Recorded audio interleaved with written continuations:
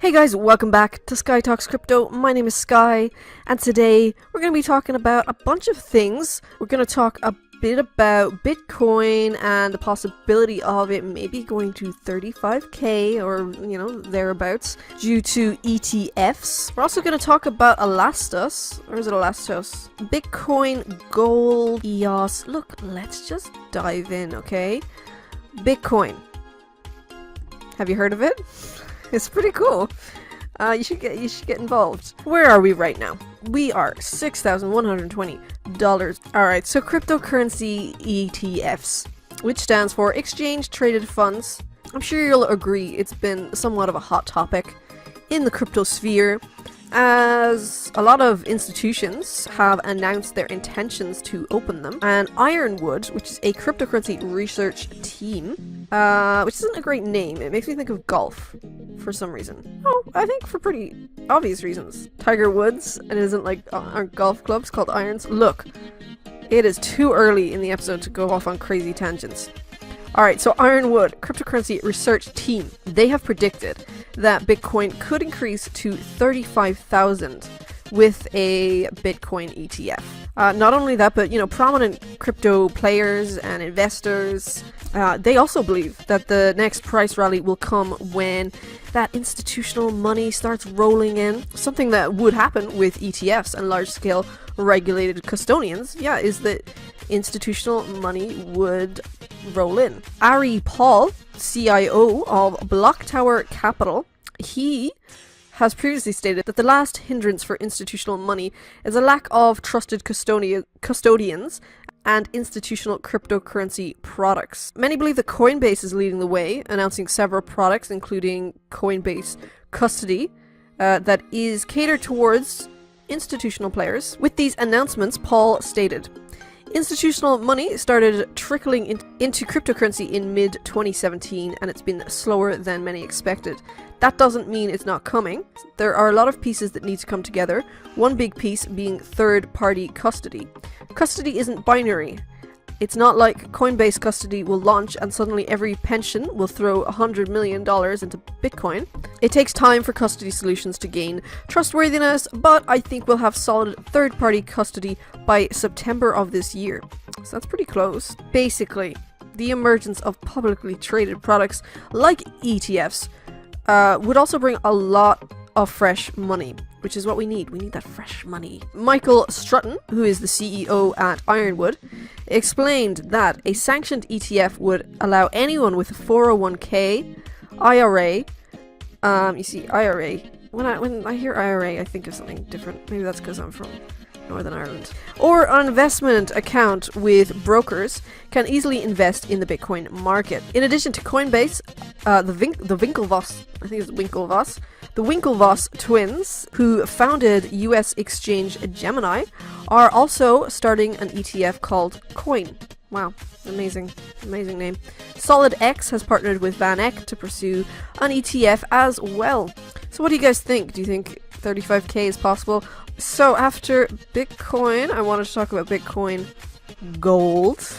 Why not, Bitcoin gold at the moment, $24.64. I don't have any Bitcoin gold. Bitcoin gold has joined the increasing number of cryptos migrating to their mainnet this year. It seems to be quite the trend. So the mainnet of Bitcoin gold is expected to launch on July 1st, which is pretty soon, I believe. How will Bitcoin Gold look after the mainnet goes live? Basically, the mainnet launch of Bitcoin Gold is geared towards achieving certain milestones and closing certain loopholes found in its current blockchain. It'll obviously bring more improved features like greater fork height and faster transaction, but the team is really concerned about fortifying its blockchain against threats, as they should be. The two threats the mainnet of Bitcoin Gold will curb are the increasing threat of ASIC miners overrunning the network and the provision of better security to prevent 51% attacks in the future. Leading up to the mainnet launch, Bitcoin Gold has released a testnet version showing identical features to the mainnet, and that's in preparation for the mainnet launch. It was launched a good few days ago now, officially, although obviously the testnet is just a trial version of the mainnet. That's the point of a testnet. It features some pretty interesting specs. This testnet was able to scale the hard fork height, which was set prior to the release, 14,300. The mainnet will quadruple that number. Yeah, so it'll be interesting to see what happens to the price of BTG coming up to July 1st. EOS, right? You know, you guys know I like to talk about EOS. Who doesn't? China's latest government-backed crypto rankings put EOS first and Bitcoin 17th. Wow, wow, wow. Let's go on over and look at the price of EOS.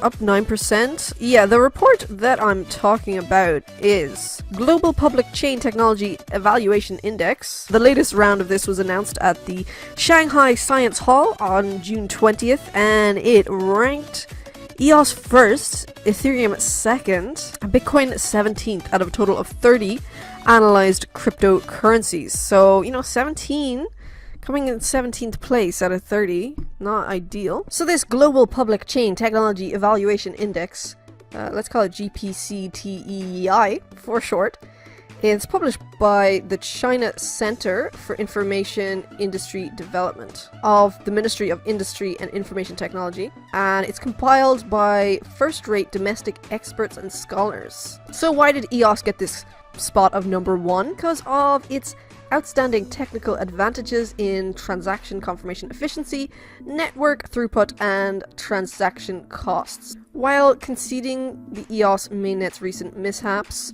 since going live June 15th, the network has faced technical issues and a fair bit of criticism for freezing some accounts. But still, the evaluation judges the project to be highly active in technological innovation, a new generation public blockchain that is currently most regarded in the industry. Yeah, it's quite interesting that EOS is number 1 and Ethereum is number 2. Alright, let us discuss... what is that? No. Elastos. ELA. Right now, Elastos is $19.44.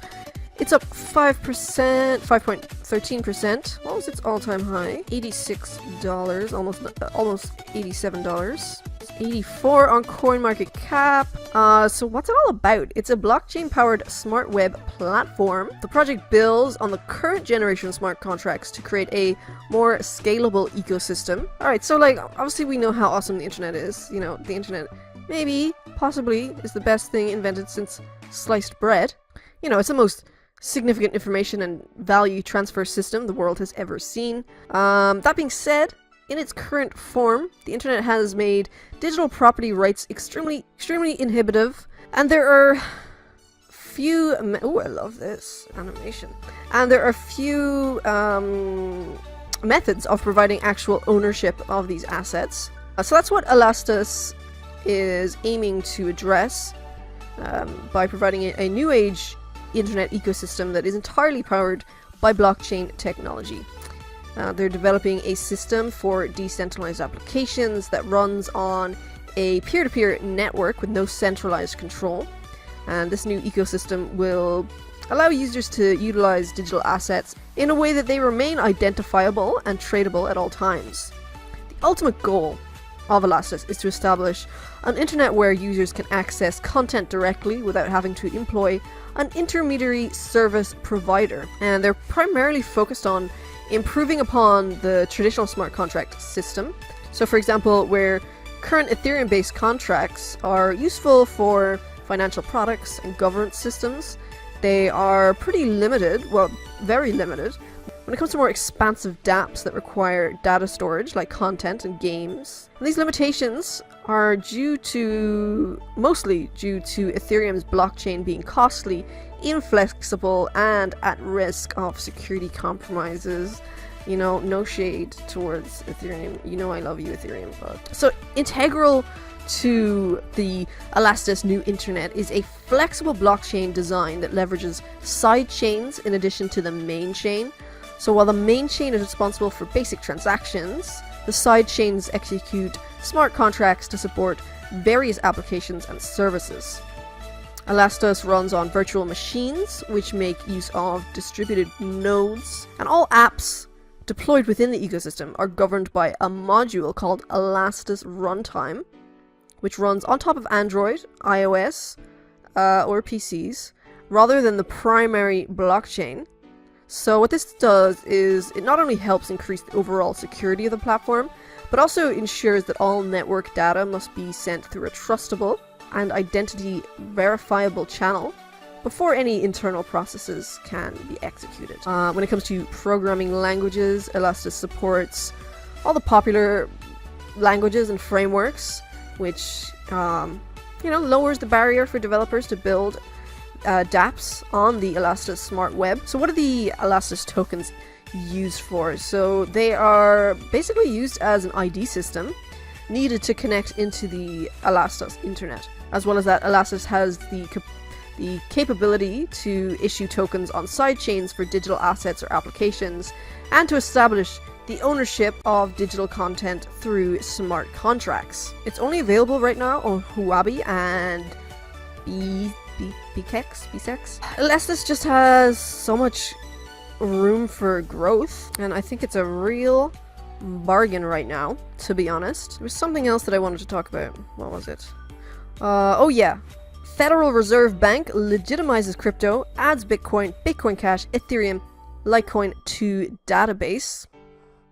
I have no idea why this article is using this. Is this a cog? Is it like a cell? I don't know what that is. The Federal Reserve Bank of St. Louis, which is one of the 12 regional reserve banks in the U.S. Central banking system, announced on Thursday the addition of 4 cryptos to its database. So that's Bitcoin, Bitcoin Cash, Ethereum, and Litecoin. And they will now be listed on the Federal Reserve Economic Data, FRED, database. And FRED will pull the prices from Coinbase. It's basically used by economic researchers as a resource for consumer price indexes, interest rates, monetary aggregates, US unemployment rate, gross domestic product, oil exports, inflation rates, all your basic financial data. The database is widely referenced by mainstream media and serves as a key resource for economic data. The inclusion of crypto prices in it is definitely a turning point for blockchain technology, because FRED is a key seal of legitimacy and marks the maturation of Bitcoin and altcoins. So that's pretty dope. That's all for today, folks. Hope you guys are having a great day and you're out enjoying the sunshine. And don't forget to wear sunscreen.